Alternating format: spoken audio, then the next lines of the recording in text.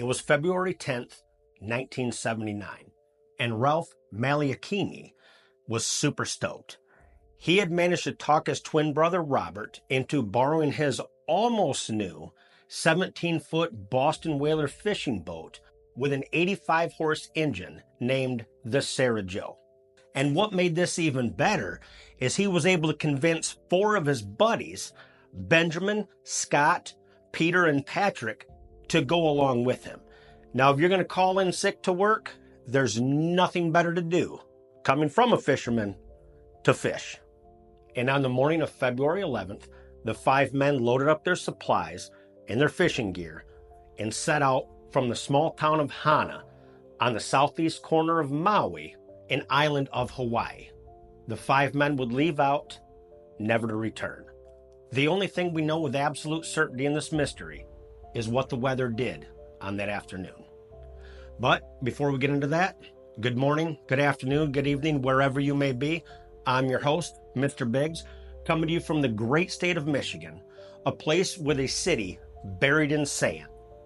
I'm here to bring you true, scary, mysterious, and sometimes the most outrageous stories you've ever heard on the World Wide Web.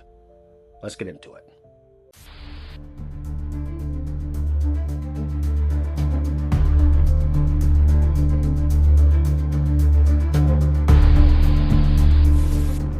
Now, as the guys are enjoying themselves, catching fish, sharing stories just like buddies do, Peter's dad, John, back on shore became increasingly worried. Not worried because he doubted the guy's abilities, but because a freak wind came rushing down out of the mountains, and that told John a storm, a bad storm, was coming. And by now, it's John and several others scanning the ocean for the Sarah Joe.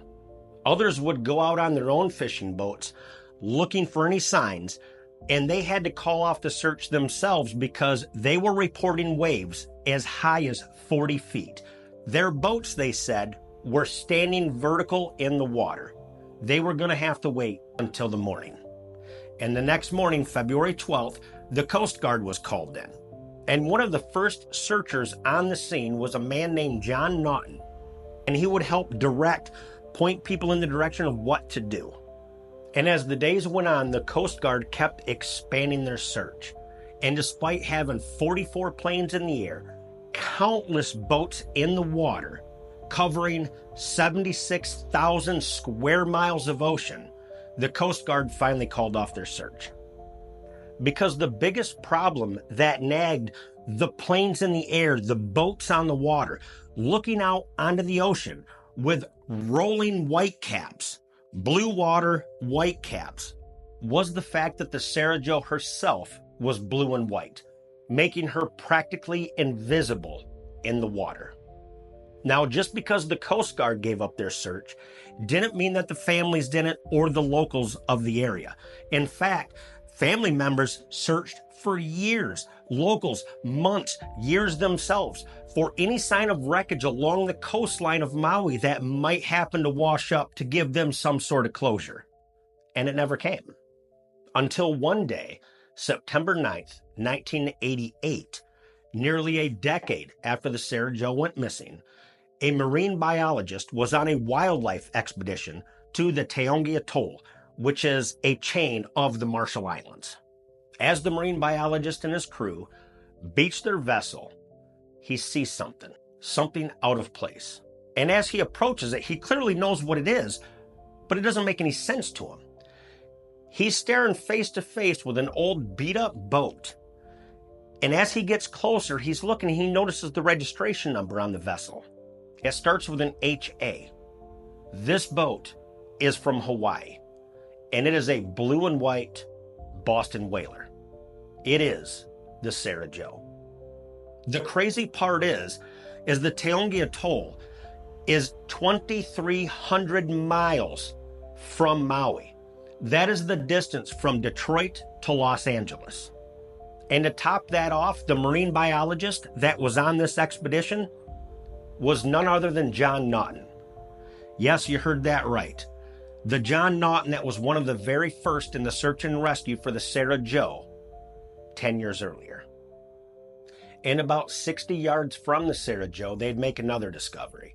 They would discover a shallow grave with a makeshift cross. And in this shallow grave, there was a jawbone sticking out of it. And upon exhuming the grave, sending the bones in, the dental records would reveal it was in fact Scott, a crew member of the Sarah Joe. And inside of this shallow grave were these little 3x3-inch stacks of paper with tiny little foil squares inside of them. Now, experts thought that it could have been part of a Chinese burial ritual, but why the cross? Because Chinese fishing boats would have been in this area. They would have been fishing illegally, though. So if they found a body in a boat, they're not reporting it to authorities. But at least they gave it a proper burial. But if that's the case, then why the cross? Another theory is that those stacks of paper could have been like an emergency flashlight, reflector that you fan it through the air really fast and the reflection could catch somebody in the area. Did Scott make it to the island alive? Was he alone? There were no other remains found. And one thing's for certain, with this Taongi Atoll and their tall reefs, that boat did not make it on the beach without human interference. Experts have analyzed the ocean currents and determined that from Maui to the Sarah Joe's final resting place on the Taongi Atoll would take approximately 3 months. The one thing we know for sure is that 5 men lost their lives at some point after February 11th. They were 38-year-old Benjamin Kalama, 27-year-old Ralph Maliakini, 27-year-old Scott Moorman, 26-year-old Patrick Wosner, and 31-year-old Peter Hanchett. A lot of people ask, well, why didn't they come in right away when the weather started to get bad? I don't think they could. I think Ralph flooded it, and this is not a knock against Ralph. Having a carbureted fishing boat myself that I bought brand spanking new, it took me months to figure out how to choke it and get it started. You hold that choke in 1 second too long, flooded. 1 second too little, flooded. You give it not enough throttle, flooded. Too much, same thing. Carbureted boat engines are absolutely finicky. And once you flood it, flooding is when you introduce too much fuel into the combustion chambers. You get the spark plugs wet, they can't spark. You have to sit there until everything dries out and you're finally good to go. And that can literally take a half an hour or more. And when you're caught in a storm like that, you don't have a half hour. If it was a problem with the ignition, you can pop the hoods of an outboard and inside there's taped a cord and you can pull start it yourself even if your starter failed. But I'm telling you right now, in rough water, you will fall overboard trying to do that. And with this storm and quite possibly a boat that wouldn't start, the only thing they could do was hold on. Or did somebody go overboard and they were trying to circle to get one of their buddies? I can tell you right now, I wouldn't leave one of my buddies at all, especially if it's your idea and you're the captain of the boat. 2 memorial plaques were installed, one on the Taongi Atoll and one back home in Hana Bay. And the boat, Sarah Joe, is back with her owner, Robert Maliakini, where it sits in his driveway to this day. With the twists and turns that I gave you in the story, I'm going to leave you with one more. In 1985, the United States government did an extensive survey of the Taongi Atoll, and in their very detailed report, they never made mention of a boat on the beach. Now, you could say it's 6 years later, but as I was writing this story, I'm talking to my mom on the phone and she asked me, "Oh, son, what are you writing now?" And I'm like, "Well, I'm writing a story about the Sarah Joe. It's a fishing boat that went missing with 5 men. And she goes, "I remember hearing about that. That was in Hawaii, right?" This was 45 years later. I jogged her memory. So to convince me that a crew beached 6 years after, as big of a story this was, and it not be documented, it makes you wonder. Then where was the Sarah Joe from 79 to 1985? And then it just is discovered in 1988. Was it possibly an oversight? I don't know. So that's the story of the Sarah Joe and her missing crew. I hope you enjoyed it. as much as I did researching it. Until next time.